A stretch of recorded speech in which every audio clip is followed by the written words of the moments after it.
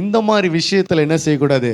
அநியாயம் செய்யக்கூடாது. ஸ்கேலில் கரெக்டாக இருக்க வேண்டும். வாசிங்க லேவியராகமம் 19ஆம் அதிகாரம் 35வது வசனம். லேவியராகமம் 19:35. நியாய விசாரணையிலும் அளவிலும் என்னது இது? அளவு. அந்த அளவு எப்படி இருக்கணும்? ஒருத்தவங்களுக்கு நீங்கள் அளக்குறீங்கன்னு சொன்னால் அந்த அளவு எப்படி இருக்கணும்? கரெக்டாக இருக்கணும். அல்லேலூயா. எங்கள் வீட்டுக்கு ஒரு நாள் ஒருத்தர் மீன் விற்கிறதுக்கு வந்தார். மீன் விற்க வந்தவர் என்ன பண்ணிட்டாருன்னா 1.5 கிலோ மீன் எடை போட்டு கொடுத்துட்டாரு. 1.5 கிலோ மீன் எடை போட்டு கொடுத்தவொடனே அதுக்கப்புறம் அது சந்தேகமாக இருந்துச்சு. 1.5 கிலோ மீன் மாதிரி தெரியல. அது திரும்ப நீங்கள் இது என்ன எடை கம்மியாக இருக்கிற மாதிரி இருக்குது, நீங்கள் என்ன அப்படின்னு சொன்ன பிறகு அதெல்லாம் கரெக்டாக தான் இருக்க வச்சிங்க அப்படின்னு சொல்லிட்டாரு. அதெல்லாம் சரியாக தான் இருக்க வச்சுன்னு போங்க அப்படின்ட்டார். கரெக்டாக தான் அளந்து போட்டுக்கிறேன்னு அவர் அவ்வளோ சீக்கிரத்தில் ஒத்துக்கலை. எங்களுக்கு சந்தேகம் தாங்கலை. மறுபடியும் அவரை பிடிச்சி இழுத்து அந்த தராசு தட்டை வாங்கி அதில் மீனை எடை போட்டு பார்த்தா 1 கிலோ தான் இருக்குது. ஆனால் அவர் எங்களுக்கு அளந்து கொடுத்தது எவ்வளோ? 1.5 கிலோன்னு காசு வாங்கிட்டாரு. அல்லேலூயா. இந்த அளவுல என்ன செய்யக்கூடாது? அநியாயம் செய்யக்கூடாது. இப்படியெல்லாம் வாழ்ந்தாதாங்க சம்பாதிக்க முடியும், இப்படியெல்லாம் அளந்தாதாங்க வருமானத்தை பார்க்க முடியுன்ற அந்த இருமாப்பான குணங்கள் என்ன செய்யக்கூடாது? இருக்கக்கூடாது. அந்த அநியாயம் அது செய்யக்கூடாது. அந்த அளவில் நீங்கள் அநியாயம் செய்யக்கூடாது. யாருக்காவது நீங்கள் எதையாவது அளந்து கொடுத்துருக்கிறீங்களா? எதையாவது ஸ்கேல் போட்டு எடை போட்டு கொடுத்துருக்கீங்களா? வெங்காயமோ தக்காளியோ வீட்டில் உள்ள நெல்லோ கம்போ மற்ற தானிய வகைகளோ எதையாவது நீங்கள் அளந்து கொடுக்குறீங்கன்னா அந்த அளவில் நீங்கள் என்ன செய்யுங்க? சரியாக கொடுங்க. அல்லேலூயா. அளவில் என்ன செய்யக்கூடாது? அநியாயம் பண்ண கூடாது. வாசிங்க மறுபடியும். நியாய விசாரணையிலும் அளவிலும் நிறையிலும் அளவு நிறை படியிலும் அநியாயம் செய்யாதிருப்பீர்களாக. அல்லேலூயா. இந்த மாதிரி காரியம் நம்முடைய வாழ்க்கையில் இருக்கிறது என்ன செய்யணும்? கவனிக்கணும். எங்கேயாவது நம்ம யாருக்காவது எதையாவது அளந்து கொடுத்து அதில் நம்ம ஏதாவது அநியாயம் செஞ்சு வச்சுருக்கிறோமா? இந்த அநியாயம் இப்படியெல்லாம் சம்பாரித்து இதெல்லாம் செய்து சம்பாரித்தோம்னா வீட்டில் இருக்கிற நல்ல வருமானத்தை பூரா அது என்ன செஞ்சிடும்? எடுத்துகிட்டு போயிடும். நல்ல வருமானத்தை பூரா நீங்கள் நல்லா உழைச்சி சம்பாரிச்சிங்களே, நேர்மையாக சம்பாரிச்சிங்களே, அந்த வருமானத்தை ஃபுல்லாக அது காலி பண்ணி விட்டுருவோம். இதான் பிரச்சனை, இதான் அதுக்கு சிக்கல். நீங்கள் அதில் போய் அநியாயத்துக்கு கொஞ்சம் ஆசைப்பட்டீங்கன்னா வீட்டில் இருக்கிற நல்ல வருமானம் எல்லாம் என்ன ஆகிடும்? போயிடும். அதையும் அநியாயத்தின் திரவியம் ஒன்றுக்கும் உதவாது. அப்போது இந்த அளவு விஷயத்தில் என்ன செய்யக்கூடாது? அநியாயம் செய்ய கூடாது. அல்லேலூயா. அது மட்டுமல்ல, வாசிங்க நீதிமொழிகள் 28:8. அநியாய வட்டியினாலும் ஆதாயத்தினாலும் தன் ஆஸ்தியை பெருக பண்ணுகிறவன் தரித்திரர் பேரில் இறங்குகிறவனுக்கு அதை சேர்க்கிறான். அல்லேலூயா. அநியாய வட்டி. அடுத்தது எதில் அநியாயம் செய்யக்கூடாது? வட்டிக்கு விட்டு அநியாய வட்டி சம்பாதிக்க கூடாது. இன்னும் சொல்ல போனால் வேதத்தில் ஆண்டவர் அதிகமாக வலியுறுத்தி சொல்லக்கூடிய காரியம் வட்டிக்கே என்ன பண்ணாதீங்க, விடாதீங்கன்னு சொல்லுது. இதில் வேற அநியாய வட்டி விட்டா எப்படி இருக்கும்? அல்லேலூயா. அப்போ வட்டிக்கு விடுகிற அந்த விஷயத்தில் முதல்ல வட்டிக்கே விடாதீங்க. என்ன செய்யக்கூடாது? வட்டிக்கே விடக்கூடாது. கர்த்தருடைய பிள்ளைகள் வட்டிக்கு விடக்கூடாது. சில பேருக்கு வட்டி வாங்குறதுல ரொம்ப சந்தோஷம். வட்டி சம்பாரிச்சுக்கிறது தான் அவங்களுக்கு 1000 கோடி வீட்டுக்கு வந்தாலும் அதில் அவங்க திருப்திப்பட மாட்டாங்க. அந்த வட்டிக்கு விட்டு சம்பாதிக்கிறது தான் என்ன வருது? அவங்களுக்கு பெரிய சந்தோஷமே. அப்போ தான் அவங்களுக்கு மன நிம்மதியாகவே இருக்கும். பரவாயில்ல, அந்த வட்டி பணத்தை வாங்கி கையில் பார்க்கணும். அப்போது அது ஒரு பக்கம் இருக்கட்டும். இதில் அநியாய வட்டி என்ன பண்ணக்கூடாது? வட்டியில் என்ன செய்யக்கூடாது? அநியாயம் செய்யக்கூடாது. வட்டி விஷயத்தில் அநியாயம் செய்யக்கூடாது. அநியாயமாக வட்டி மேலே வட்டி போட்டு வாங்கிறது, இப்படி எல்லாம் நிறைய வட்டிலாம் இருக்குது. என்னென்னமோ நிறைய வட்டிலாம் பேர் சொல்கிறாங்க இல்லையா? இந்த மாதிரி வட்டி விடுகிற விஷயத்தில் என்ன செய்யக்கூடாது? அநியாயம் செய்யக்கூடாது. வாசிங்க மறுபடியும். அநியாய வட்டினாலும் ஆதாயத்தினாலும். அநியாய வட்டி, அதுல வரக்கூடிய ஆதாயம் தன் ஆஸ்தியை பெருக பண்ணுகிறவன், அதனால தன் ஆஸ்தியை பெருக பண்ணுகிறவன் தரித்திரர் பேரில். யாருக்கு அது சேர்த்து வைக்கிறாங்களா? தரித்திரர். யாரோ ஒரு தரித்திரர் அதை சாப்பிட்டு போயிடுவாங்களாம். யாரோ ஒருத்தவங்க அதை சாப்பிட்டு போயிடுவாங்க. இந்த மாதிரிலாம் நீ சேர்த்து சேர்த்து சேர்த்து சேர்த்து அநியாய வட்டி விட்டு சம்பாரிச்சு நீ சேர்த்து வைக்கிறது, அது யாரோ ஒரு தரித்திரர் அதை சாப்பிட்டு போயிடுவானா? அல்லேலூயா. அது எப்படி, எந்த வழியில், எந்த மூலமாக, யார் மூலமாக எப்படி போகணும்னு தெரியாது. ஆனால் வசனம் சொல்லுது தரித்திரர் பெயருக்காக அதை சேர்த்து வைக்கிறாங்க அப்படின்னு சொல்லப்படுகிறது. அப்போ வட்டிக்கு விடுகிற விஷயத்தில், பண விஷயத்தில் என்ன செய்யக்கூடாது? அநியாயம் செய்யக்கூடாது. அடுத்தது எரேமியா 17:11 வாசிங்க. அநியாயமாக ஐஸ்வர்யத்தை சம்பாதிக்கக்கூடாது. ஐஸ்வர்யம் சம்பாதிக்கிற விஷயத்தில் என்ன செய்யக்கூடாது? அநியாயம் செய்யக்கூடாது. எரேமியா 17:11.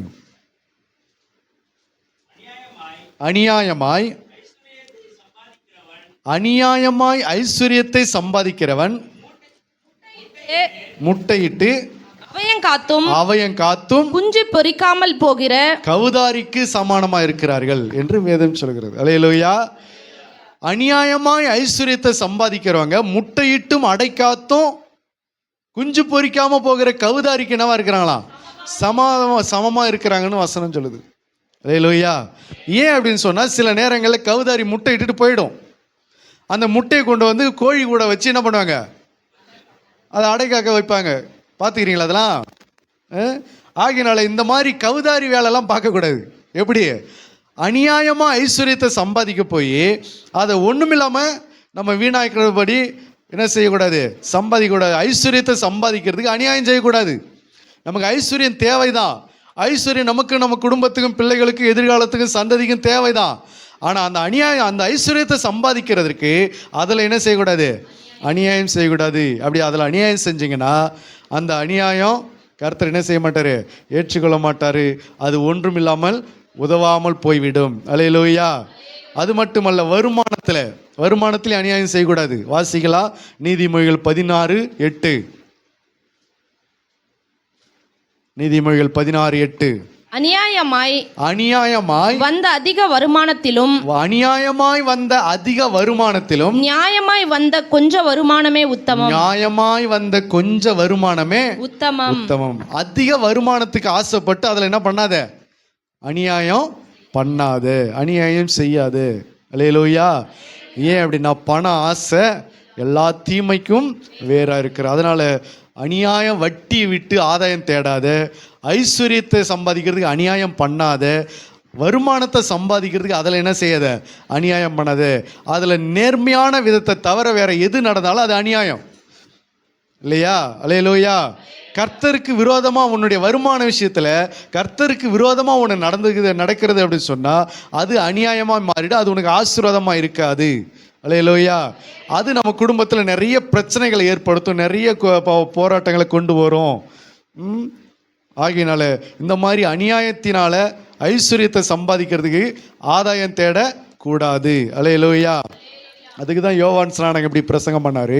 உங்கள் சம்பளமே உங்களுக்கு போதும் என்று இருங்கள். உங்கள் சம்பளமே போதும் என்று இருங்கள். சாராயம் விற்று சம்பாதிக்கிறது, பாக்கு பீடி சிகரெட்டு விற்று சம்பாதிக்கிறது, இன்னும் மற்ற போதை கஞ்சா பழக்க அந்த காரியத்தெல்லாம் விற்று சம்பாதிக்கிறது, இல்லீகலான பிஸ்னஸ் பண்ணி அதை சம்பாதிக்கிறது, இப்படி நிறைய மோசடி பண்ணி சம்பாதிக்கிறது. இதெல்லாம் அநியாயத்தின் திரவியங்கள், அநியாயத்தின் வருமானங்கள், அநியாயத்தின் ஐஸ்வர்யங்கள். இதெல்லாம் சம்பாதிக்கிறவங்க நல்லா தானே இருக்கிறாங்க அப்படின்னு நீங்கள் சொல்லக்கூடாது. அதை நீங்கள் கர்த்தருடைய பிள்ளைகள் என்ன பண்ணக்கூடாது? சொல்லக்கூடாது. மற்றவங்க வேணால் சொல்லலாம். ஏன்னா அதனுடைய விளைவு அவங்களுக்கு இப்போ தெரியாது. என்னைக்காவது ஒரு நாள் என்ன செய்வார்? கர்த்தர் அவங்கள நியாயம் தீர்ப்பார். ஆகையினால அநியாய வருமானத்தை சம்பாதிச்சு அதில் வாழ்ந்து சுகபோகமாக இருக்கிறவங்க இருக்கட்டும். ஆனால் கர்த்தருடைய பிள்ளைகள் இந்த விஷயத்தில் என்னவா இருக்கணும்? கவனமாக இருக்கணும். எந்தெந்த விஷயத்தில்? சம்பளம் கொடுக்குற விஷயத்தில், சம்பாதிக்கிற விஷயத்தில், வட்டிக்கு விடுகிற விஷயத்தில். அப்படின்னா உங்களை வட்டிக்கு விட சொல்லலை, வட்டிக்கு விடாதீங்க.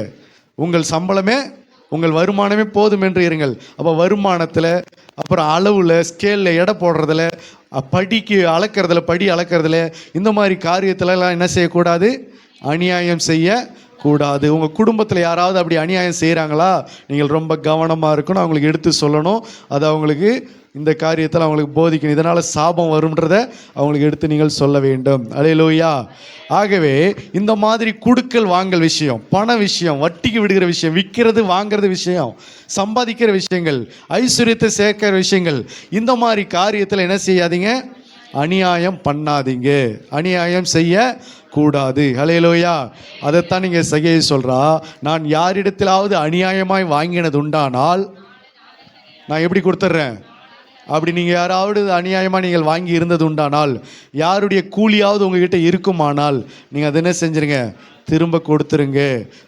முடிஞ்சால் 4 மடங்கு கொடுக்க முடியலனா கூட என்ன பண்ணுங்க, திரும்ப அதை வாங்கினதையாவது என்ன பண்ணுங்க, கொடுத்து விடுங்கள். யார் இடத்துலையாவது வாங்கி தராமல் வச்சுருக்கிறீங்களா? நல்ல நினைவுக்கு கொண்டு வாங்க. யார் இடத்துலாவது தரேன்னு சொல்லி வாங்கி தராமல் வச்சுருக்கீங்களா? கொடுக்குறேன்னு சொல்லி வாங்கி தராமல் வச்சுருக்கீங்களா? இல்லை உங்கள் குடும்பத்தில் யாராவது வேலை செஞ்சு அவங்களுக்கு நீங்கள் கூலி கொடுக்காமல் வச்சுருக்கிறீங்களா? இன்னைக்கோ நேத்தோ என்னைக்கோ ஏதோ இதெல்லாம் நீங்கள் சரிப்படுத்த வேண்டும். அல்லேலூயா. 2வது விஷயங்கள் என்ன அப்படின்னா, வாசிக்கலாம். லேவியராகமம் 19:15. எதில் நாம் அநியாயம் செய்யக்கூடாது? நியாய விசாரணையில் அநியாயம் செய்யாதிருங்கள். அநியாயம் செய்யாதிருங்கள். அடுத்தது எதில் அநியாயம் செய்யக்கூடாது? நியாயம் விசாரிக்கிறோம் இல்லையா? என்னது நியாயம் விசாரிக்கிறோம். ஒரு நியாயத்தை போய் ஒருத்தர் நம்ம விசாரிக்கிறோம். இது யாருக்கு சொல்லப்பட்டதுன்னா, நியாயாதிபதிகளுக்கு அந்த நாட்களிலே சொல்லப்பட்ட ஒரு பிரமாணம். அந்த நாட்களில் இஸ்ரவேல் ஜனங்களை யார் நடத்தி வந்தது? நியாயாதிபதிகள் நடத்தி வந்தாங்க. நியாயாதிபதிகள் தான் நியாயம் தீர்த்தாங்க. சவுலின் காலம் வரைக்கும், சவுல் ராஜாவாகிய காலம் வரைக்கும் தீர்க்கதரிசிகள் தான் நியாயம் தீர்த்தாங்க, அவங்கள நியாயம் விசாரித்தாங்க. கர்த்தருடைய ஊழியக்காரர்கள், கர்த்தரால் ஏற்படுத்தப்பட்ட நியாயாதிபதிகள் தான் அவர்களை நியாயம் விசாரித்தாங்க. ஆகவே இந்த நியாயம் விசாரிக்கிற விஷயத்தில் நீங்கள் என்ன செய்யக்கூடாது? அநியாயம் செய்யக்கூடாது. சின்னவங்க பெரியவங்கன்ற அநியாயம் பண்ணக்கூடாது. தெரிஞ்சவங்க தெரியாதவங்கன்ற அநியாயம் பண்ணக்கூடாது. எனக்கு இவங்க வேண்டியவங்க அவங்க வேண்டாதவங்க அப்படின்ற அநியாயம் பண்ணக்கூடாது. நியாய விசாரணையில் நியாயத்தில் நீங்கள் ஒருத்தவங்க 2 பேர் 2 தரப்பு நிற்கிறாங்கன்னா அதில் நீங்கள் என்ன செய்யணும்? கரெக்டாக நியாயம் சொல்லணும். அல்லேலூயா. உங்கள் குடும்ப விஷயத்தில் நீங்கள் கரெக்டாக நியாயம் சொல்லணும். கர்த்தருக்கு ஏற்றபடி சரியான விதத்தில் நீங்கள் நியாயம் தீர்க்கணும். நமக்கு இவங்க சாதகமானவங்க, இவங்க நமக்கு வேண்டியவங்க, இவங்க நமக்கு முக்கியமானவங்க என்று சொல்லி பட்சபாதத்தோடு என்ன பண்ணக்கூடாது? நியாயம் சொல்லக்கூடாது. அல்லேலூயா. மாமியாராக இருக்கிறவங்க எப்படி நியாயம் சொல்லணும்? மகனும் பார்க்கக்கூடாது, மருமகனும் பார்க்கக்கூடாது. அதில் சரியாக நிற்கணும். அதை தான் கர்த்தர் அங்கீகரிப்பார். என் பிள்ளை அப்படின்னு சொல்லிட்டு பிள்ளைக்கே சப்போர்ட் பண்ணிட்டு இருக்கக்கூடாது.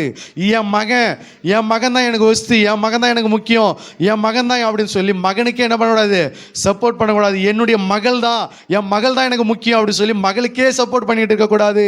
நியாயம் விசாரிக்கிற விஷயத்தில், நியாயம் பண்ணுகிற விஷயத்தில், நியாயமான காரியத்தில் நியாயமாக இருக்கணும். அதில் என்ன செய்யக்கூடாது?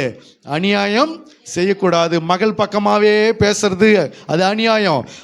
மகன் பக்கமாகவே பேசுறது அது அநியாயம். குடும்ப விஷயத்தில் நீங்கள் கர்த்தருடைய பிள்ளைகளாக இருந்து நீங்கள் நியாய விசாரணையில் எப்படி இருக்கணும்? நியாயம் கரெக்டாக இருக்கணும். நீங்கள் சொல்கிற நியாயம் கரெக்டாக இருக்கணும். அப்படி நியாயம் சொல்ல முடியல ஒதுங்கிடணும். கர்த்தர்கிட்ட ஒப்பு கொடுத்துட்டு என்ன பண்ணிடணும்? ஒதுங்கணும். ஒரு பட்சத்தில் சார்ந்து ஒருத்தருக்காக என்ன பண்ணக்கூடாது? சப்போர்ட் பண்ணி பேசக்கூடாது. அல்லேலூயா. ஒரு கணவன் மனைவி விஷயத்தில் நீங்கள் 2 பேர் விஷயத்துல சரியாக அவங்கள நியாயம் தீர்க்கணும். சரியாக அதில் கவனமாக அதில் அவங்களுக்கு நீங்கள் சொல்லணும். அல்லேலூயா. அதில் போயிட்டு என்ன பண்ணக்கூடாது? அநியாயம் பண்ணக்கூடாது. அப்படி அநியாயம் பண்ணிங்கன்னா அந்த குடும்பம் பிரிஞ்சு போயிடும். அதில் நீங்கள் அநியாயம் பண்ணிங்கன்னா என்ன ஆகும்? குடும்பம் 2ஆக போயிடும். அந்த அநியாயம் மறுபடியும் இந்த அநியாயம் பண்ணது இல்லாமல் இன்னொரு அநியாயத்தை நம்ம சேர்த்து தலையில் கட்டிக்க வேண்டியதாக இருக்கும். அதனால் குடும்ப விஷயத்தில் கூட நீங்கள் என்னவா இருக்கக்கூடாது? அநியாயம் செய்யக்கூடாது. அதில் நீங்கள் நியாயம் சொல்கிற ஒரு சூழ்நிலை உங்களுக்கு வருதுன்னா அதில் நீங்கள் சரியாக நியாயம் சொல்லுங்க. அல்லேலூயா.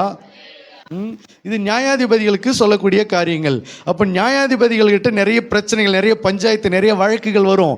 அந்த நிறைய வழக்குகள் வரும்போது நியாயாதிபதிகளுக்கு கர்த்தர் சொல்லி தருகிற ஆலோசனை என்ன அப்படின்னா, நீங்கள் அந்த நியாய விசாரணையில் என்ன செய்யாதீங்க?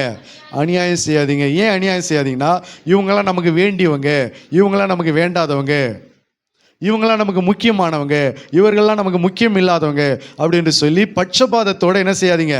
நியாயம் தீர்க்காதீங்க. அதில் நீங்கள் நியாயம் விசாரிக்கிறீங்கன்னா அதில் என்ன இருக்கணும்? சரியாக இருக்க வேண்டும். அல்லேலூயா. அல்லேலூயா. நீதிமொழிகள் 28:21 வாசிக்கலாம். நீதிமொழிகள் 28:21. முகதாட்சணியம் நல்லதல்ல அப்படின்னு சொல்கிறார். முகதாட்சணியம் பண்ணுகிறவன் ஒரு துண்டு அப்பத்துக்காக அநியாயம் செய்வான். வாசிங்க 28:21. முகதாட்சணியம் நல்லதல்ல. முகதாட்சணியம் நல்லதல்ல. முகதாட்சணியம் உள்ளவன் ஒரு துண்டு அப்பத்துக்காக, ஒருவேளை சாப்பாட்டுக்காக கூட என்ன செய்வான்? அநியாயம் செய்வான். அல்லேலூயா. முகதாட்சணியம் பண்ணக்கூடாது. இந்த நியாய விசாரணையில் என்ன செய்யக்கூடாதான்? முகதாட்சியம் பார்க்கக்கூடாது. தெரிஞ்சவங்க தெரியாதவங்க, அறிஞ்சவங்க அறியாதவங்க என்று சொல்லி அதில் முகதாட்சியம் பார்த்து சப்போர்ட் பண்ணக்கூடாது. அந்த இடத்துல கர்த்தர் ஒன்று வச்சிருக்கிறாருன்னு சொன்னால் நீங்கள் என்ன பண்ணணும்? நியாயம் தீர்க்கணும், சரியாக நியாயம் தீர்க்கணும், சரியாக நியாயம் சொல்லணும். அப்படி இல்லைன்னு சொன்னால் நீங்கள் அதிலேருந்து என்ன பண்ணிடணும்? விலகி விட வேண்டும். அல்லேலூயா. சாமுவேல் ஒரு நியாயாதிபதியாக இருந்தார். சாமுவேல் ஒரு தீர்க்கதரிசியாகவும் இருந்தார். அதே சமயத்தில் அவர் என்னவாக இருந்தார்? ஏலிக்கு பிறகு ஒரு நியாயாதிபதியாக இருந்தார். அப்போ அந்த நியாயாதிபதியாக இருக்கும்போது அவர் கடைசி காலத்தில் இந்த ஜனங்க எல்லாம் என்ன செஞ்சாங்கன்னா, எங்களுக்கு ஒரு ராஜாவை ஏற்படுத்துங்க அப்படின்னு சொல்லி கேட்டாங்க. அப்போ ராஜாவை ஏற்படுத்திட்டு அவர் சொன்னார், ராஜாவை கொண்டாந்து முன்னாடி நிற்க வச்சுட்டாரு. ஜனங்கள் ஒரு பக்கம் இருக்கிறாங்க. அப்போ சாமுவேல் ஜனங்களை பார்த்து கேட்குறாரு, இதோ கர்த்தரால் அபிஷேகம் பண்ணப்பட்ட ராஜா அவங்க முன்னாடி நிற்கிறாரு, நீங்களும் இருக்கிறீங்க, நானும் இருக்கிறேன். சின்ன வயசுலேருந்து உங்கள் முன்னாடி நான் வளர்றேன். எப்போலேருந்து? சின்ன குழந்தையிலேருந்து உங்கள் முன்னாடி நான் வளர்றதை நீங்கள் பார்க்குறீங்க. அதுக்கப்புறம் நான் வளர்ந்து தீர்க்கதரிசியாக மாறி உங்களை நியாயம் விசாரித்து கொண்டு வருகிறேன் கர்த்தருடைய சமூகத்தில் நின்று. யாரிடத்திலாவது நான் அநியாயமாய் வாங்கினது உண்டானால் இப்போ சொல்லுங்கள், அதை நான் திரும்ப கொடுத்துட்றேன். யாருடைய கழுதையாவது, யாருடைய எருதையாவது, யாருக்காவது நான் அநியாயம் செய்தது உண்டானால் அதை எனக்கு முன்னாடி ஒரு கர்த்தருக்கு முன்பாக ராஜாவுக்கு முன்னாடி என்ன பண்ணுங்க, என்னை குறித்து சாட்சி சொல்லுங்க அப்படின்றார். அல்லேலூயா. இப்படிப்பட்ட ஒரு சாட்சி நமக்கு வேணும். அல்லேலூயா. வாசிங்க அந்த வசனத்தை. 1 சாமுவேல் 12:3-4. 1 சாமுவேல் 12:3-4.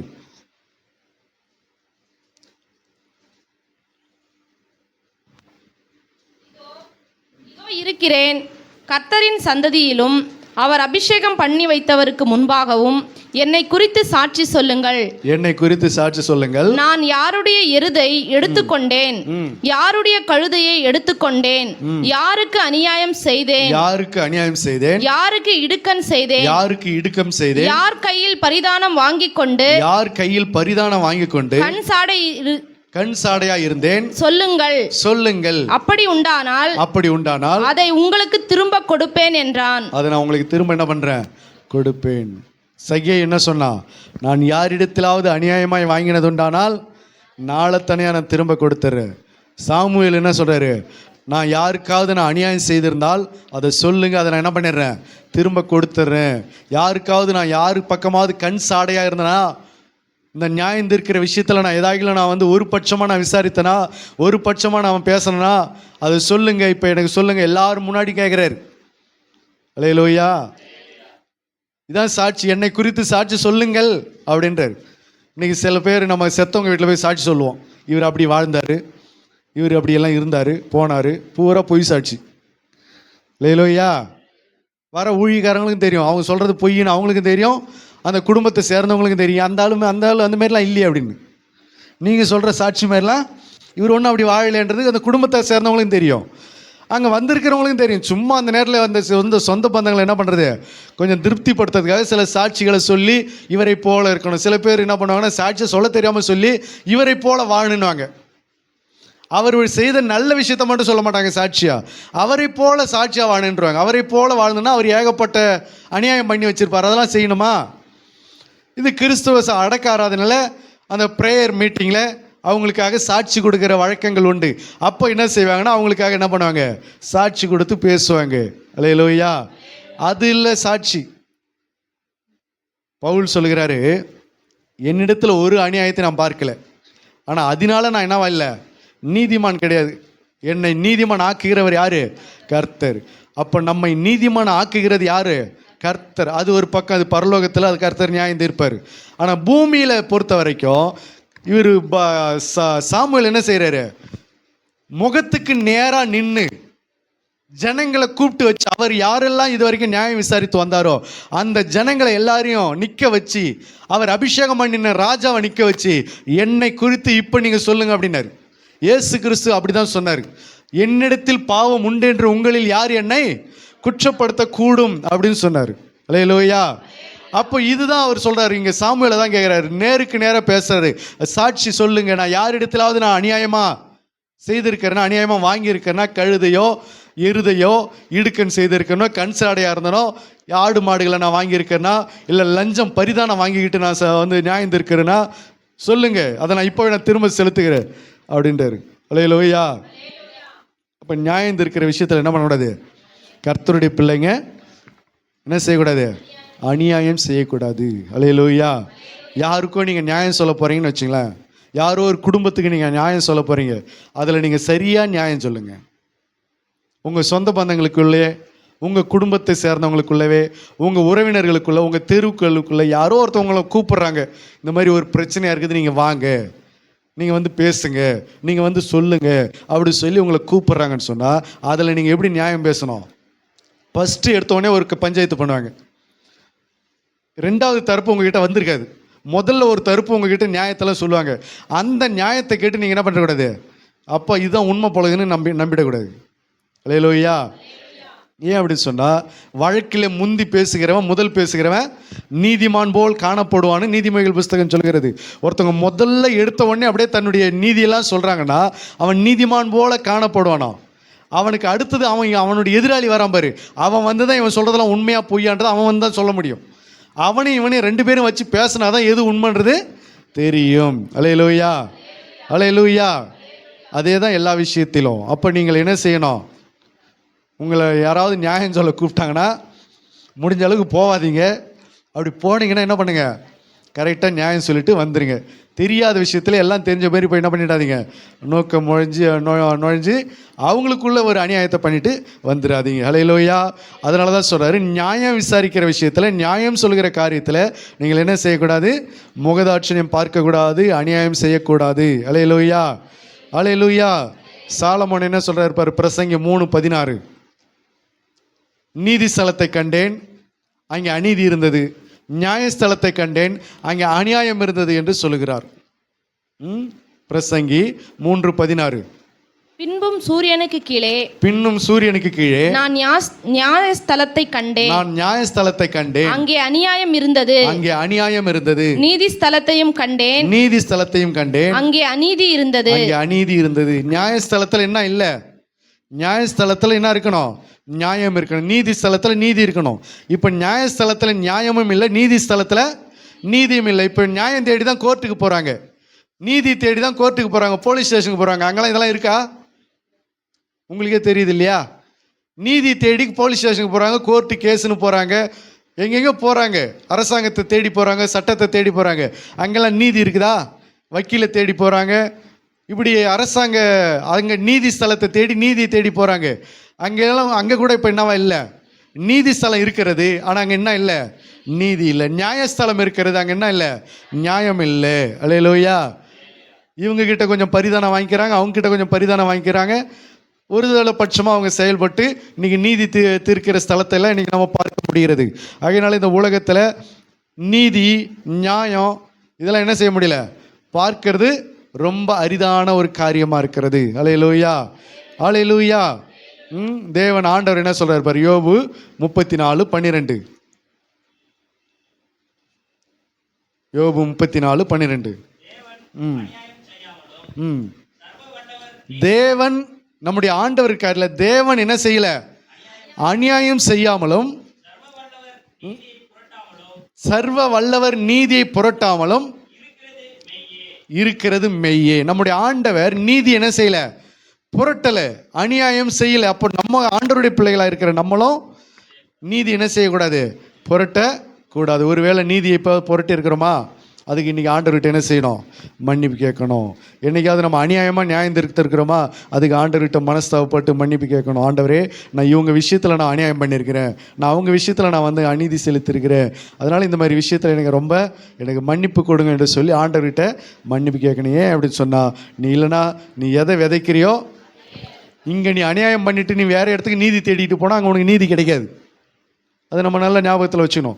ஒரு இடத்துல சின்ன சின்ன விஷயத்தில், குடும்ப விஷயத்தில், மற்ற காரியத்தில் நம்ம அநியாயம் பண்ணிவிட்டு நமக்குன்னு ஒரு நீதி தேவைப்படும் போது நம்ம இன்னொரு இடத்துல நீதி தேடிட்டு போகும்போது அங்கேயும் நமக்கு என்ன கிடைக்காது? நீதி கிடைக்காது. அல்லேலூயா. அப்போ நம்ம நீதி கிடைக்க வேண்டும் என்று சொன்னால் நம்மளும் என்ன செய்யணும்? நீதி செய்ய வேண்டும். அல்லேலூயா. சரி, ஆகையினால நியாய விசாரணை காரியத்தில், நியாயம் விசாரிக்கிற விஷயத்தில் என்ன செய்யக்கூடாது? அநியாயம் பண்ணக்கூடாது. முதலாவது கொடுக்கல் வாங்கல் காரியத்தில், அளக்கிற விஷயத்தில், வரி வாங்குகிற விஷயத்தில், சம்பாதிக்கிற விஷயத்தில் அநியாயம் செய்யக்கூடாது. ரெண்டாவது நீதி நியாயத்தில் என்ன செய்யக்கூடாது? அநியாயம் செய்யக்கூடாது. மூன்றாவது காரியத்தை நம்ம வாசிக்கலாம். நியாயாதிபதிகளின் புஸ்தகம் 11ஆம் அதிகாரம் 27வது வசனத்தை வாசிக்கலாம். நியாயாதிபதிகள் 11:27.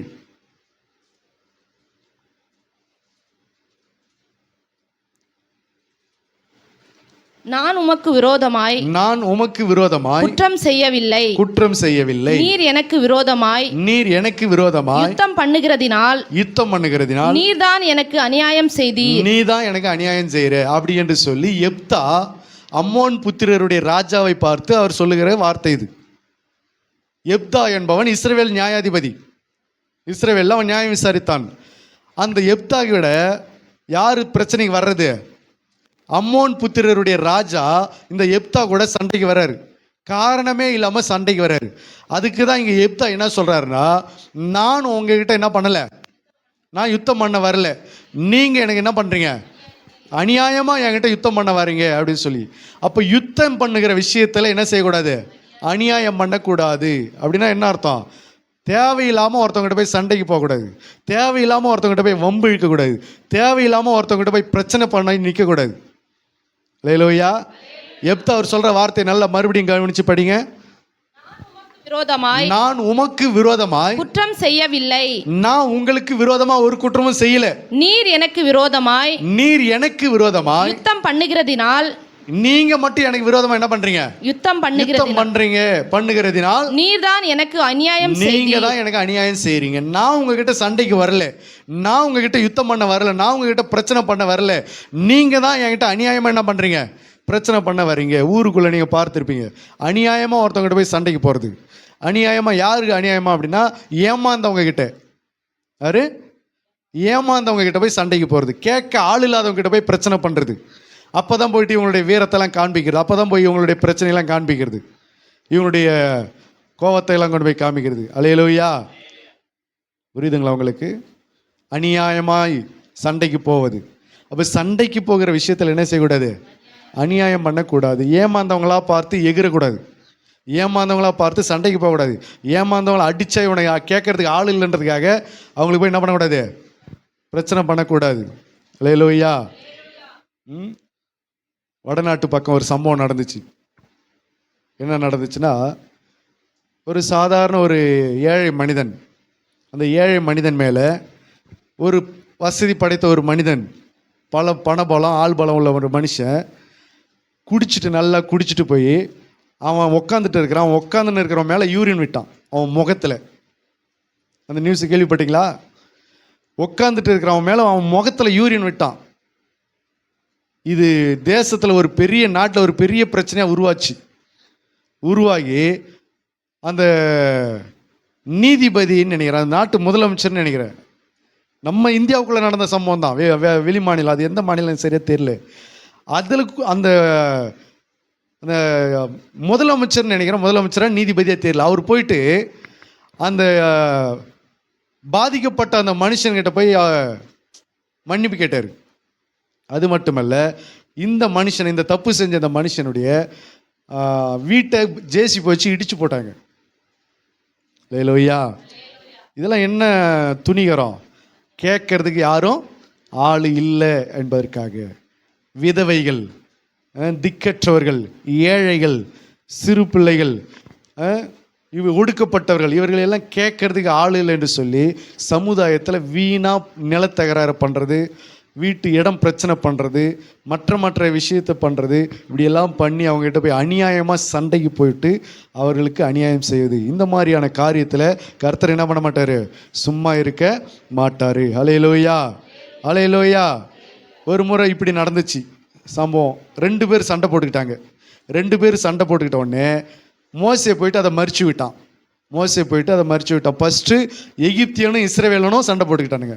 அப்போ சண்டை போட்ட உடனே எகிப்தியனை வெட்டி இஸ்ரவேலனை பாதுகாத்தான். 2வது நாள் புறப்பட்டு போகும்போது 2 பேர் இஸ்ரவேலர்களே சண்டை போட்டுக்கிட்டாங்க. அப்போ அநியாயம் செய்தவனை பார்த்து மோசே கேட்குறாரு, நீ இப்படி உன் சகோதரனுக்கு அநியாயம் பண்ணுகிறது என்ன அப்படின்னு கேட்குறாரு. அதுக்கு அவன் சொன்னா, நேற்று எகிப்தினை வெட்டி போட்டது போல் என்னை வெட்டி போட பார்க்குறியா? எங்கள் மேல் நியாயாதிபதியாகவும் எங்களை அதிகாரியாகவும் விசாரிக்கிறதுக்கு உங்களை யார் வச்சுது அப்படின்னு அவன் கேட்டவுடனே மோசே ஓடிட்டான், பயந்து ஓடிட்டான். ஆகையினால இந்த மாதிரி அநியாயம் செய்தவனை பார்த்து மோசே என்ன பண்ணார், போயிட்டு அந்த சண்டையை தடுத்து விட்டார்.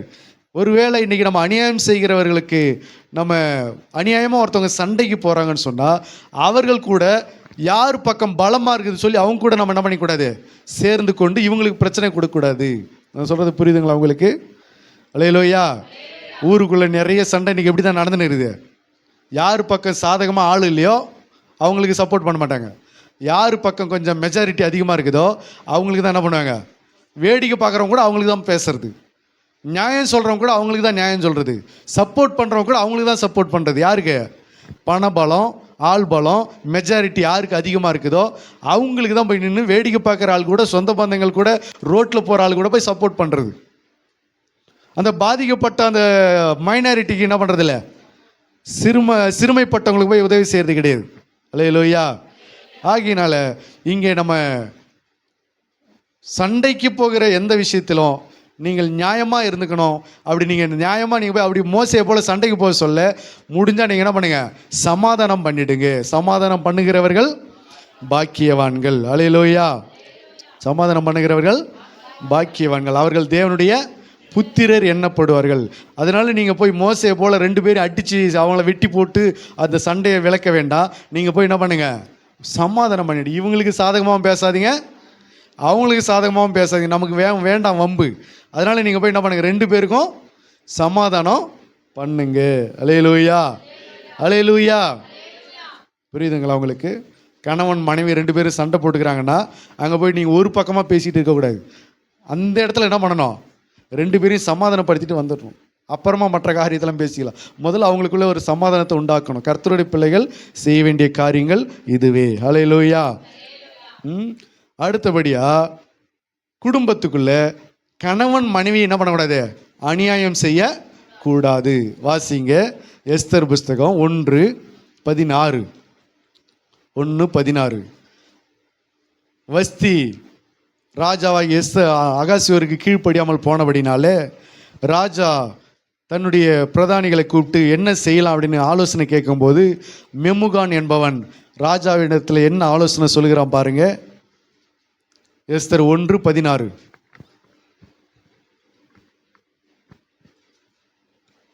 யோபுக்கு முன்னாடி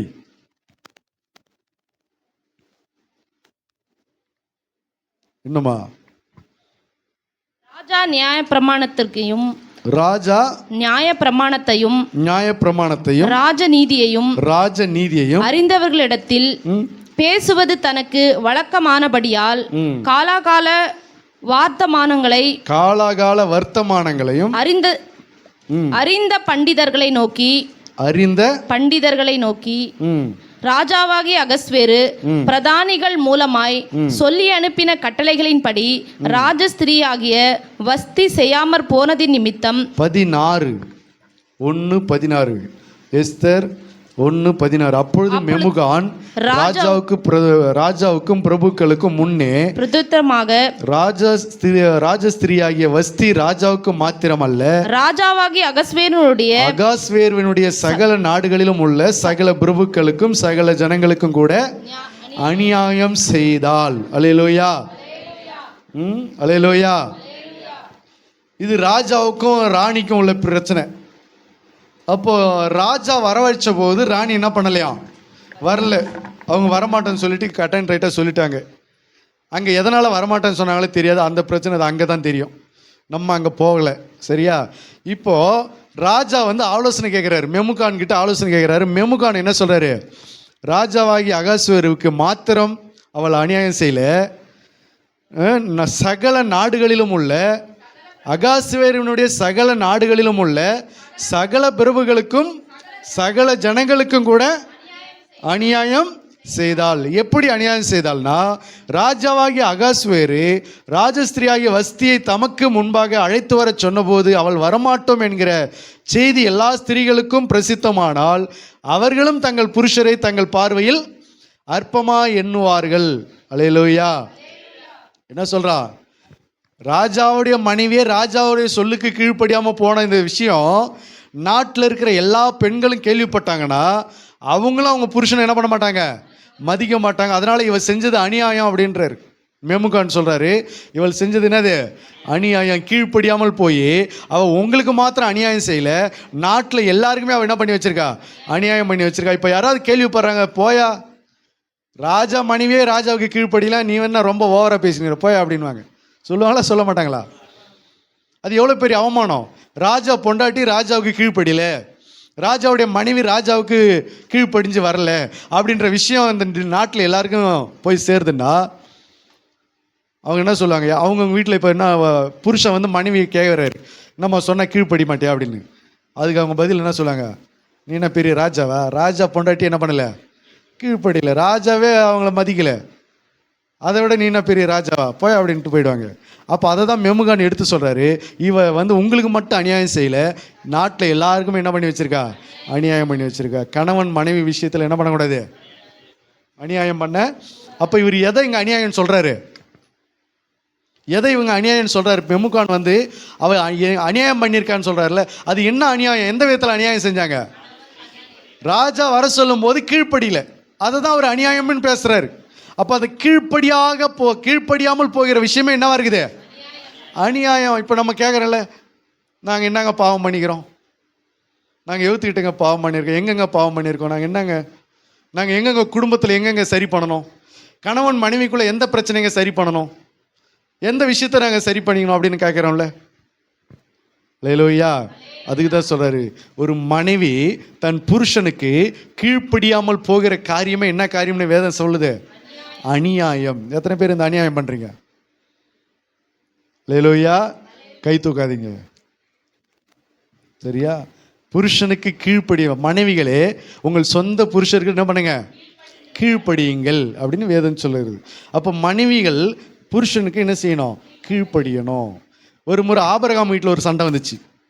என்ன சொல்கிறாங்க? சாராள் என்ன பண்ணாங்க? ஆகாரை பிடிச்சி கல்யாணம் பண்ணிட்டாங்க. ஆகாரை பிடிச்சி கல்யாணம் பண்ணவுடனே அவள் கர்ப்பவதி ஆகிட்டா. கர்ப்பவதி ஆனவுடனே சாராளை மதிக்கலை. சாராளை மதிக்காமல் போன உடனே சாராள் ஆபிரகாமை கூப்பிட்டு, நான் உனக்கு அவளை கல்யாணம் பண்ணி வச்சேன், அவள் இப்போ என்னை மதிக்க மாட்டேங்கிறா, அற்பமாக எண்ணுகிறா, இந்த அநியாயம் உன் தலையில் தான் வருன்றா. இந்த அநியாயம் நீ தான், இதுக்கெல்லாம் காரணம் நீ தான் அப்படின்னு. ரெண்டாவது, வீண் பழியை சுமத்தக்கூடாது. ஆகார் அவனை கல்யாணம் பண்ண சொன்னா, எனக்கு கல்யாணம் பண்ணி ஆகணும், எனக்கு பிள்ளை வேணுமே வேணும். இன்றைக்கி இருக்கிற புருஷர்கள்லாம் என்ன பண்ணுறாங்க? எனக்கு குழந்தை வேணுன்றதுக்காக வேறு கல்யாணம் பண்ணிக்கிறேன்றாங்க. மனைவி வேணாம், மனைவி தள்ளி விட்டுட்டு வேறு கல்யாணம் பண்ணிக்கிறேன் அப்படின்னு இன்றைக்கி அடம் பிடிக்கிறாங்க. ஆனால் அன்றைக்கி ஆபிரகாம் அப்படி அடம் பிடிச்சான். பிள்ளையே இல்லைனாலும் சாராள்கிட்ட எப்படி இருந்தான்? அன்பாக தான் இருந்தான். கடைசி வரைக்கும் சாராள் அவன் என்ன பண்ணலை? வெறுக்கவே இல்லை. இந்த சாராள் தான் கொஞ்சம் சொல்கிற பேச்சு கேட்காம அந்த அம்மா என்ன பண்ணிச்சு? ஊரில் யார் யார் என்னென்ன சொல்லி வெறுப்பு ஏற்றினாங்க தெரியல, அதை பிடிச்சிக்கிட்டு இந்த அம்மா வந்து ஆகாரை பிடிச்சி கல்யாணம் பண்ணிச்சு. கர்த்தர் என்ன சொல்கிறாருன்னு கேட்கல, உடனே கல்யாணம் பண்ணி வச்ச உடனே அந்த ஆகாரு அது வேலையை காட்டிடுச்சு. அப்போ காட்டின உடனே இப்போ வந்து யார்கிட்ட அதை பிரச்சனை பண்ணுறாங்க? யாருக்கிட்ட? வாசிங்க ஆதியாகமம் 16:5. ஆதியாகமம் 16:5. அப்பொழுது சாராய் ஆபிரகாமை நோக்கி, எனக்கு நேரிட்ட அநியாயம் உமது மேல் சுமரும். உன் மேல தான் வரணும். இதெல்லாம் என்ன? இதெல்லாம் அநியாயமா இல்லை?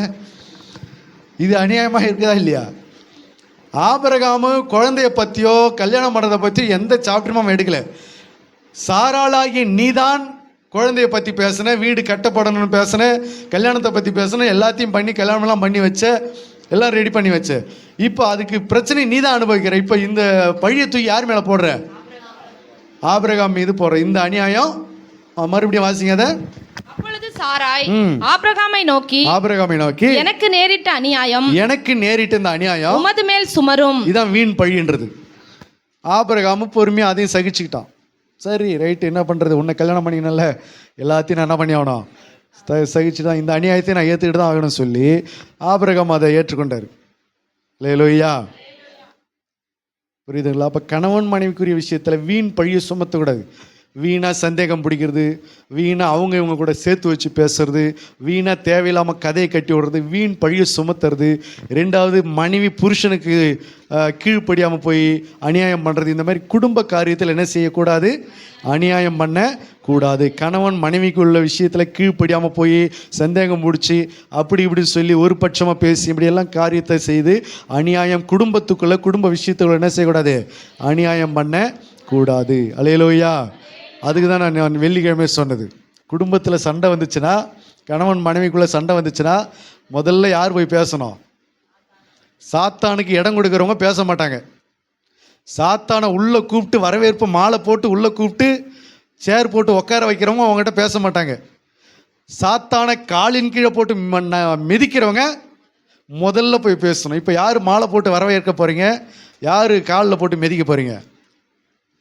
நீங்கள் காலின் கீழே போட்டு சாத்தானை மிதிக்கிறவர்களாக இருந்தால், உங்களுக்கும் உங்கள் கணவனுக்கும் சண்டை வந்தால் முதல்ல போயிட்டு நீங்கள் என்ன பண்ணுங்க? பேசுங்க. 3 நாளைக்கு பேசாமல் முகத்தை தூக்கி வச்சுக்கிட்டு இருக்கக்கூடாது. இல்லை நீங்கள் சாத்தானை நீங்கள் மாலை போட்டு வாங்க, எங்கள் வீட்டில் கொஞ்சம் பிரச்சனை இருக்குது, இன்னும் ஒரு வாரம் தொடர செய்யுங்க, உங்கள் புண்ணியத்தால் நாங்கள் 1 வாரம் இன்னும் பேசாமல் கிடக்கிறோம் அப்படி சொல்லி நீங்கள் நினைப்பீர்கள் என்று சொன்னால், நீங்கள் என்ன செய்ய தேவையில்லை, முந்தி பேச வேண்டாம். பார்த்துக்கலாம் யார் முதல்ல பேசிட்டோம். அவங்க பேசிட்டோம், அவங்க தானே பண்ணாங்க பிரச்சனை, அவங்க தானே பேசுனாங்க, அவங்களே பேசட்டும்னு சொல்லி ஈகோ பார்த்து கொண்டு, யார்கிட்ட ஈகோ? கணவன் மனைவி கிட்ட ஈகோ, மனைவி கணவன் கிட்ட ஈகோ. இது தேவையா? குடும்பத்துக்குள்ள இந்த ஈகோ தேவையா? சொல்லுங்க. வெளியில காண்பிக்கிற ஈகோ போதாது என்று சொல்லி குடும்பத்துக்குள்ள, சொந்த குடும்பத்துக்குள்ள ஈகோ வச்சுக்கிட்டு இருக்கிறன்னா, நீ சாத்தான மாலை போட்டு உள்ள கூட்டிட்டு வந்து எங்க 2 பேரை இன்னும் நல்லா பிரிச்சு விடுறா அப்படின்னு சொல்றேன்னு அர்த்தம். எரியிற அடுப்புல இன்னும் கொஞ்சம் எண்ணெயை ஊற்றி நல்லா ஜெகஜோதியாக எரிய வைக்கிறேன்னு அர்த்தம்.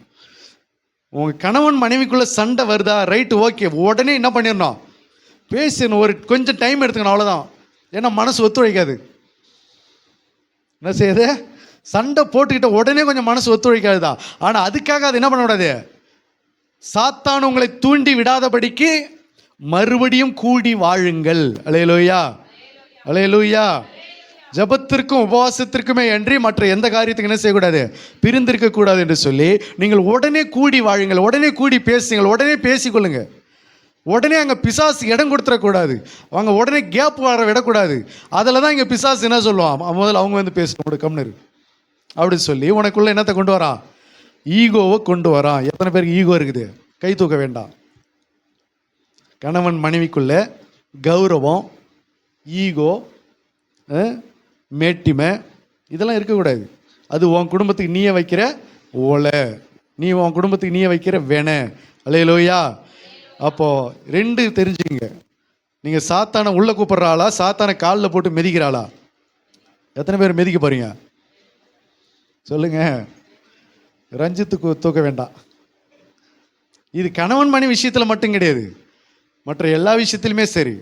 ஒருத்தவங்க கூட நீங்கள் பேசாமல் இருக்கிறீங்க, ஒருத்தவங்க கூட உங்களுக்கு பிரச்சனை, அண்ணன் தம்பி பிரச்சனை ஆகட்டும், இல்லை மற்ற யாருக்கோ ஒரு பிரச்சனை ஆகட்டும், பேசுகிற வாய்ப்பு வந்துச்சுன்னா கண்டிப்பாக பண்ண மாட்டேங்க, உடனே பேசுறீங்க. அதை அந்த பிரிவினை, அந்த விரோதத்தை வச்சுக்கிட்டு கடைசி வரைக்கும் லென்த்தாக என்ன பண்ணாத கதையை நடத்தக்கூடாது. ஹல்லேலூயா.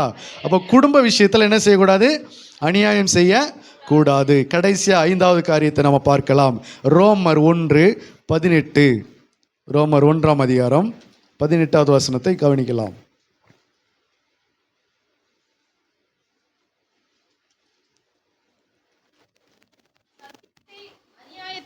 சத்தியத்தை அநியாயத்தினாலே அடக்கி வைக்கிற மனுஷனுடைய எல்லாவித அவபக்தி. இங்க என்ன சொல்லப்படுகிறது? சத்தியத்தை அநியாயத்தினாலே அடக்கி வைக்கிற மனுஷனுடைய எல்லாவித அவபக்திக்கும், மனுஷருடைய எல்லாவித அவபக்திக்கும் அநியாயத்திற்கும் விரோதமாய் தேவ கோபம் வானத்திலிருந்து வெளிப்படுத்தப்பட்டிருக்கிறது. அல்லேலூயா.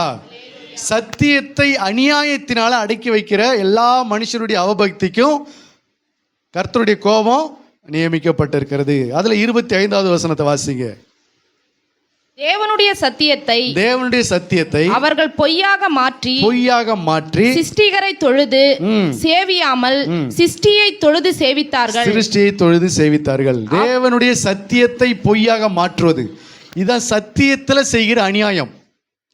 இங்க நம்ம சொல்லப்பட்டது சத்தியத்தை அநியாயத்தினால் அடக்கி வைக்கவும் கூடாது. 2வது காரியம், சத்தியத்தை பொய்யாக என்ன செய்யக்கூடாது? மாற்றவும் கூடாது. அல்லேலூயா. முதல் காரியம், சத்தியத்தை அநியாயத்தினால என்ன பண்ணக்கூடாது? அடக்கி வைக்கக்கூடாது. அநியாயம் செஞ்சு சத்தியத்தை மூடக்கூடாது, அடைக்கக்கூடாது. நீ செய்கிற அநியாயத்தினால சத்தியம் என்ன செய்யப்படுது? அடக்கப்படுகிறதை பார்க்கிற. நீ ஒரு தப்பு செய்யறன்னு வச்சுக்கலாம், ஒரு அநியாயம் பண்றன்னா சத்தியம் என்ன செய்யப்படுது? சத்திய மார்க்கம் தூஷிக்கப்படுது. உன்னால சத்திய வசனம் தூஷிக்கப்படுது, நீ எல்லாம் ஒரு கிறிஸ்தவனா, நீ எல்லாம் ஒரு கிறிஸ்தவர்களா அப்படின்னு சொல்லி பேசக்கூடிய அளவிற்கு சத்தியத்தை என்ன செய்யக்கூடாது, அநியாயத்தினால அடக்கி வைக்கக்கூடாது. சத்தியத்தை பிரஸ்தாபிப்பதற்காக தான் நம்ம நியமிக்கப்பட்டிருக்கிறோம், அழைக்கப்பட்டிருக்கிறோம். சத்தியத்திற்கு தூணும் ஆதாரமாக இருப்பதற்காக தான் கர்த்தர் நம்மளை அழைத்திருக்கிறார், அவருடைய பிள்ளையாக ஏற்றுக்கொண்டிருக்கிறார். சபைக்குள்ளவும் குடும்பத்துக்குள்ளவும் சமுதாயத்துக்குள்ளவும் நீங்கள் சத்தியத்தை வெளிப்படுத்த வேண்டும். சத்தியத்தை என்ன செய்யணும், உங்கள் மூலமாய் தேவனுடைய நாமம் மகிமைப்படணும். உங்கள் மூலமாய் தேவனுடைய நாமம் என்ன பண்ணக்கூடாது, தூஷிக்கப்படக்கூடாது. அல்லேலூயா. அப்போ சத்தியத்தை என்ன செய்யக்கூடாது, அநியாயத்தினால என்ன செய்யக்கூடாது, அடக்கி வைக்கக்கூடாது. அல்லேலூயா. இரண்டாவது, நம்ம ஒரு தப்பு பண்ணுறோம் என்பதற்காக சத்தியத்தை நம்ம மறைக்கக்கூடாது. அந்த சத்தியத்தை என்ன செய்யணும், பேசணும். அல்லேலூயா. நான் அதை கடைபிடிக்கல, அதனால் அது சத்தியமே இல்லை அப்படின்னு சொல்லி நம்ம பொய்யை மறைக்கிறதுக்கு வசனம் தேடக்கூடாது. நான் சொல்கிறது உங்களுக்கு புரியுதா இல்லையா?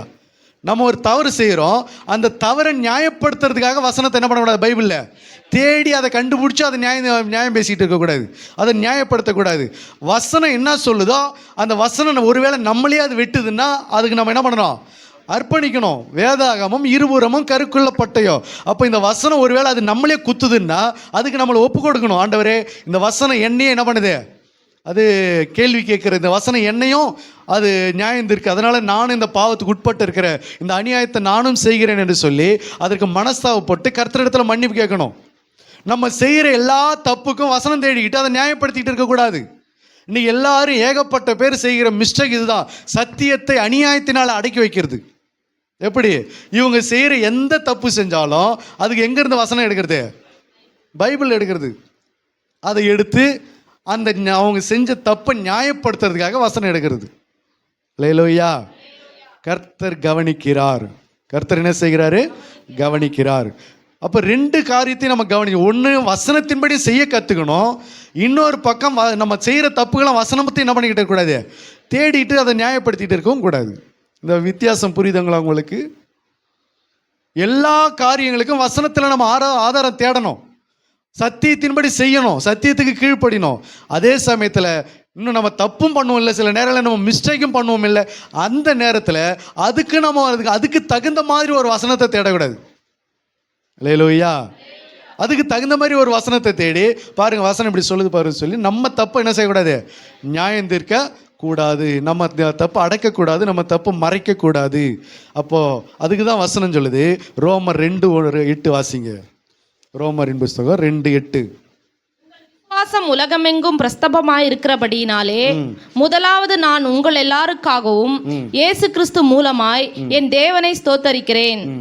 நான் ஜெபம் பண்ணும் போதெல்லாம் ரோமர் 2:8 சண்டைக்காரராய் இருந்து சத்தியத்திற்கு கீழ்ப்படியாமல் அநியாயத்திற்கு கீழ்ப்பட்டிருந்திருக்கிறவர்களோ, யாருக்கு கீழ்ப்படுகிறாங்களா, அநியாயத்திற்கு சத்தியத்திற்கு கீழ்ப்படியாம, சண்டைக்காரராக இருந்து சத்தியத்துக்கு கீழ்ப்படியாம அநியாயத்துக்கு கீழ்ப்படிந்திருக்கிறவர்களுக்கோ உக்கிர கோபாக்கினை வரும். அல்லேலூயா. புரியுதுங்களா உங்களுக்கு? 2 பேர் சண்டை போட்டுக்கிறாங்கன்னு வச்சுங்களேன், கணவன் மனைவி 2 பேர் சண்டை போட்டுக்கிறாங்க.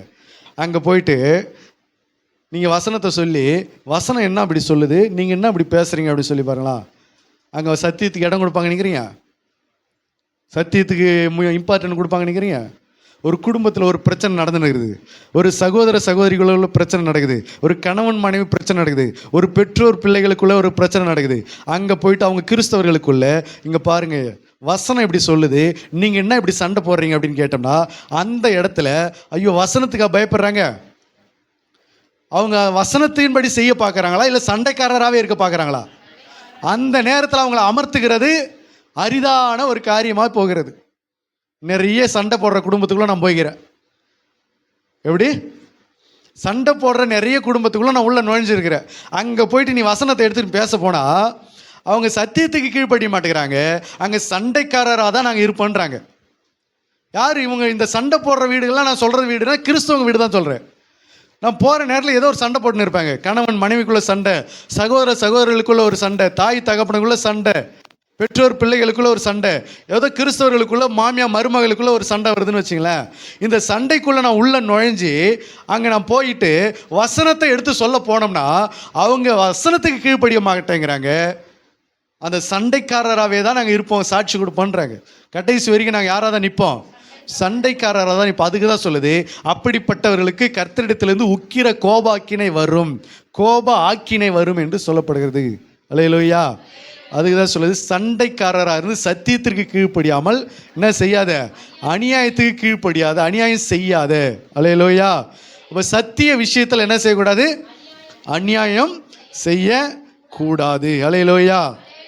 1 கொரிந்தியர் 6:7-8 பார்க்கிறோம், நீங்கள் நஷ்டத்தை ஏன் பொறுத்து கொள்ளவில்லை, அநியாயத்தை ஏன் சகித்து கொள்ளவில்லை என்று சொல்லப்படுகிறது. 1 கொரிந்தியர் 13:6 பார்த்தீங்கன்னா, சத்தியத்திலே சந்தோஷப்படும், அநியாயத்தில் சந்தோஷப்படாது என்று வேதம் சொல்லுங்க. வாசிங்க 1 கொரிந்தியர் 13:6. அநியாயத்தில் சந்தோஷப்படாமல், அநியாயத்தில் சந்தோஷப்படாமல் சத்தியத்தில் சந்தோஷப்படும். சத்தியத்தில் சந்தோஷப்படும். தேவனுடைய அன்பு என்பது எதில் சந்தோஷப்படும்? சத்தியத்தில் சந்தோஷப்படும், அநியாயத்தில் சந்தோஷப்படாது. அடுத்தது அல்லேலூயா, அநியாயத்திற்கு ஏற்ற பலனை அடைவான் என்று சொல்லி கொலோசியர் 3:25 அதை பார்க்கலாம். வாசிங்க கொலோசியர் 3:25. அநியாயம் செய்கிறவன் தான் செய்த அநியாயத்துக்கு ஏற்ற பலனை, கொலோசியர் 3:25. அநியாயம் செய்கிறவன் தான் செய்த அநியாயத்துக்கு ஏற்ற பலனை அடைவான். இங்கே இதெல்லாம் ஏன் இவ்வளோ தூரம் நம்ம பேசிக்கிட்டு வரோம் அப்படின்னா, அநியாயம் செய்கிறவன் அநியாயத்துக்கேற்ற, தான் செய்த அநியாயத்துக்கேற்ற பலனை அடைவான். அல்லேலூயா. அது மட்டுமல்ல, கிறிஸ்துவின் நாமத்தை சொல்லுகிற எவனும், யாரு? கிறிஸ்துவின் நாமத்தை சொல்லுகிற எவனும் அநியாயத்தை விட்டு விலக கடவன் என்று வேதம் சொல்கிறது. யாரெல்லாம் கிறிஸ்துவின் நாமத்தை அறிக்கையிடுறோம், இயேசுவின் நாமத்தை உச்சரிக்கிறோம், யாரெல்லாம் எதுக்கு எடுத்தாலும் ஏசப்பான்னு சொல்கிறோம், ஏசப்பாட்டு ஜெபம் பண்ணுறோமா, கிறிஸ்தவர்களாக இருந்து இயேசுவின் நாமத்தை நம்ம அறிக்கையிடுறோமா இல்லையா? அப்போ கிறிஸ்துவின் நாம எல்லாரும் இயேசுவை பற்றி பேசுறதில்ல, கர்த்தருடைய பிள்ளைகள் நாம தான் என்ன செய்கிறோம்? இயேசுவை பற்றி அதிகமாக பேசுகிறோம். அப்போ இயேசுவை பற்றி அதிகமாக விசுவாசித்து பேசுகிற நாம, கிறிஸ்துவின் நாமத்தை அறிக்கையிடுகிற எவனும் அநியாயத்தை விட்டு விலக கடவன் என்பது வேதம் சொல்கிற காரியமாக இருக்கிறது. வாசிங்க 2 தீமோத்தேயு 2:19. 2 தீமோத்தேயு 2:19. ஆகிலும் தேவனுடைய உறுதியான அஸ்திபாரம் நிலைத்திருக்கிறது, கர்த்தர் தம்முடையவர்களை அறிவார் என்பதும், கிறிஸ்துவின் நாமத்தை சொல்கிற எவனும் அநியாயத்தை விட்டு விலக கடவன் என்பதும் அதற்கு முத்திரையாய் இருக்கிறது. கர்த்தருடைய நாமத்தை சொல்லிக்கிட்டு என்ன பண்ணக்கூடாது? அநியாயம் பண்ணிட்டு இருக்கக்கூடாது. கர்த்தர் ஏசப்பா ஏசப்பான்றது அப்புறம் அநியாயம் பண்ணக்கூடாது. அப்போ ஏசப்பான்னு சொல்லி ஆண்டவரே ஆண்டவரே என்று சொல்லி ஏசப்பா ஏசப்பான்னு பேசி கர்த்தர்கிட்ட எல்லா ஆண்டவரினுடைய நாமத்தை எல்லாம் நம்ம பயன்படுத்தி உச்சரித்து நம்ம அநியாயம் செய்தோம் என்று சொன்னால், அவர்களை பார்த்து ஆண்டவர் சொல்கிறார், என்னை நோக்கி கர்த்தாவே கர்த்தாவே என்று சொல்லி கூப்பிடுகிறவர்களாகி அவர்களை பார்த்து சொல்கிறாரு, அநியாயக்காரர்களே, அக்கிரம செய்கைக்காரர்களே, என்னை விட்டு என்ன பண்ணுங்க, அகன்று போங்கள் அப்படின்றாரு. அப்போ கிறிஸ்துவின் நாமத்தை சொல்லுகிற எல்லாரும் என்ன செய்யக்கூடாது? அநியாயம் செய்யக்கூடாது. அநியாயத்தை விட்டு என்ன பண்ணணும்? விலகணும். எந்தெந்த அநியாயம்? பண விஷயத்தில், பொருள் விஷயத்தில், அளக்கிற விஷயத்தில், கொடுக்கிற விஷயத்தில், நியாயம் விசாரிக்கிற விஷயத்தில், சண்டை விஷயத்தில், இதெல்லாம் காரியத்தில் என்ன பண்ணக்கூடாது? அநியாயம் பண்ணக்கூடாது. குடும்ப விஷயத்தில் என்ன பண்ணக்கூடாது? அநியாயம் பண்ணக்கூடாது. ஏனென்றால் ஆண்டவர் சொல்கிறார், எபிரேயர் 8:12 வாசிகள், ஆண்டவர் எப்படிப்பட்ட கிருபை வச்சிருக்காரு பாருங்க. எபிரேயர் 8:12. இன்றைக்கு ஒருவேளை நம்ம ஆண்டவரிடத்தில் இந்த அநியாயத்தெல்லாம் நினைவு கூர்ந்து ஆண்டவரிடத்தில் அறிக்கையிட்டு மனம் திரும்பணும் என்று சொன்னால், நம்முடைய அநியாயத்தை அவர் என்ன செய்கிறார் பாருங்க, கிருபையாய் மன்னிக்கிறவர். எபிரேயர் 8:12. ஏனெனில் நான் அவர்களுடைய அநியாயங்களை கிருபையாய் மன்னித்து அவர்கள் பாவங்களையும் அக்கிரமங்களையும் இனி நினையாமல் இருப்பேன் என்று கர்த்தர் சொல்கிறார். அவர்கள் அநியாயங்களை, நம்மளுடைய அநியாயங்களை எல்லாம் கர்த்தர் என்ன செய்கிறாரா? கிருபையாய் மன்னிக்கிறாராம். இன்னைக்கு நம்ம நிறைய அநியாயம் செஞ்சு ஏன் நம்ம நல்லா இருக்கிறோம் அப்படின்னா, அவர் நம்முடைய அநியாயங்களை என்ன செய்கிறாரு? கிருபையாய் மன்னிக்கிறார். அதனால இந்த அநியாயம் செய்கிறவர்கள் அநியாயத்துக்கேற்ற பலனை அடைவார்கள் என்று சொன்னது போல, அநியாயம் செய்கிறவர் அநியாயம் செய்து அநியாயத்துக்கேற்ற பலனை அடையாதபடிக்கு நம்முடைய அநியாயங்களை கிருபையாய் மன்னிக்கிறவரிடத்துல நம்ம அநியாயத்தை என்ன செய்யணும்? அறிக்கையிட்டு விட்டு விடுகிற வேண்டும். அல்லேலூயா, அல்லேலூயா. அது மட்டுமல்ல, 1 யோவான் 1:9 வாசிக்கலாம். 1 யோவான் 1:9. நம்முடைய பாவங்களை நாம் அறிக்கையிட்டால் பாவங்களை நமக்கு மன்னித்து எல்லா அநியாயத்தையும் நீக்கி நாம் அறிக்கையிட்டால் என்னது? மறுபடியும் வாசிங்க. நம்முடைய பாவங்களை நாம் அறிக்கையிட்டால் நம்முடைய பாவங்களை நாம் அறிக்கையிட்டால் பாவங்களை நமக்கு மன்னித்து பாவங்களை நமக்கு மன்னித்து எல்லா அநியாயத்தையும் நீக்கி எல்லா அநியாயத்தையும் நீக்கி நம்மை சுத்திகரிப்பதற்கு அவர் உண்மையும் நீதியும் உள்ளவருமாய் அவர் இருக்கிறார். உண்மையும் நீதியும் உள்ள தேவனா இருக்கிறார். ஹல்லேலூயா. கடைசியா நமக்கு ஆண்டவர் ஒரு சான்ஸ் கொடுக்கிறாரு. நம்முடைய பாவத்தை அறிக்கையிட்டா அந்த பாவத்தை அநியாயத்தை நீக்கி கிருபையாய் மன்னிக்கிறவர் உண்மையுள்ள தேவனாய் இருக்கிறார். ஹல்லேலூயா. அதனால தான் சொல்ல, இப்படிப்பட்ட காரியங்களிலே ஒருவேளை நம்ம அநியாயம் செய்திருப்போம் என்று சொன்னால் அந்த அநியாயத்தை மன்னிக்கிற இடத்துல நம்ம ஒப்பு கொடுத்து மன்னிப்பு கேட்டால் அநியாயத்தை நீக்கி நம்மளை கிருபையாய் மன்னிக்கிறார், சுத்திகரிக்கிற தேவனாக இருக்கிறார். அவர் உண்மையுள்ள தேவனாக இருக்கிறார். ஹல்லேலூயா. இதுவரைக்கும் நம்ம அநியாயம் செய்யக்கூடாது என்று சொல்லி பார்த்தோம். வேதம் நமக்கு என்ன சொல்லுது? இதுவரைக்கும் நியாயஸ்தலத்தில் அநியாயம் செய்யாத, சண்டையில் அநியாயம் செய்யாத, வட்டி வாங்குற விஷயத்தில் அநியாயம் செய்யாத, அப்புறம் கணவன் மனைவி விஷயத்தில் அநியாயம் செய்யாத, அளவீடில் அநியாயம் செய்யாத, பண விஷயம் வாங்கிறது விற்கிற காரியத்தில் அநியாயம் செய்யாத என்று சொல்லி ஏகப்பட்ட சத்தியங்களை நமக்கு உணர்த்தி பேசி வந்த ஆண்டவர் கடைசியாக இந்த பைபிளில் முடிக்கும்போது ஒரு வார்த்தை சொல்லி முடிக்கிறாரு. வாசிங்க. வெளிப்படுத்தின விசேஷம் 22:11. 22:11. அநியாயம் செய்கிறவன் இன்னும் அநியாயம் இப்ப என்ன சொல்றாரு பாருங்க. இது வரைக்கும் அநியாயம் செய்யாத என்று சொல்லி வந்த ஆண்டவர் இப்ப என்ன சொல்றாரு? அநியாயம் செய்கிறவன் இன்னும் அநியாயம் செய்யட்டும். அசுத்தமா இருக்கிறவன் இன்னும் அசுத்தமா இருக்கட்டும். நீதியுள்ளவன் இன்னும் நீதி செய்யட்டும். பரிசுத்தமுள்ளவன் இன்னும் பரிசுத்தமாகட்டும். இதோ சீக்கிரமாய் வருகிறேன். அவனவனுடைய கிரியைகளின்படி அவனுக்கு நான் அளிக்கும் பலன் என்னோடு கூட வருகிறது. அல்லேலூயா. கடைசி என்ன சொல்றாரு?